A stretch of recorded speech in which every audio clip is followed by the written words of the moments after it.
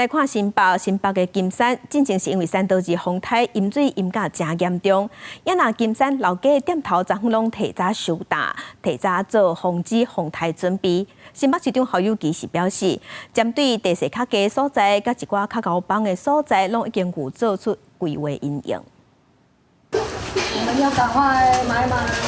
店头无用手打做好防风台的准备。新北金山老街平常时游客是A 定定，不过空中风台要直接扫台湾，因安尼3早下晡无风雨，老街煞是真气味。也只加鸡卵糕装甲伤仔搬较悬的所在，因为金山地区伫恢复3岛2扫甲真严重，罕见出现淹水。业者这回真认真做好防风台的准备。东西都移高一点，那个以防万一。有点怕，就直接往旁边移啦，旁边高的，然后东西能放上面就尽量放上面。金山区公所的沙包特别互领了，抽水器也拢到地势低的所在提名。新北市长侯友宜坦白讲，3岛2了后，在后的复原也未完成，新北会做好应用。以前的低洼地区啊，还有土石流的这个浅市区，甚至有一些坡地灾害已经含水量达到一定程度的时候，在前天我们已经预做了一些准备。台北松山爆花停车场中昼时，有关停真侪车。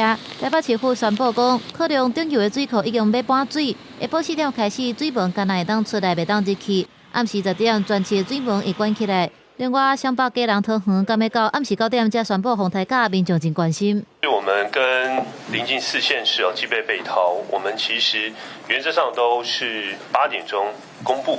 最主要，如果太晚，可能会造成市民朋友的困扰。行政院长到阳台时，市道灾害应变中心针对未来48点钟，台湾会经历大风雨，要规各单位提悬警告，把握黄金期做好准备。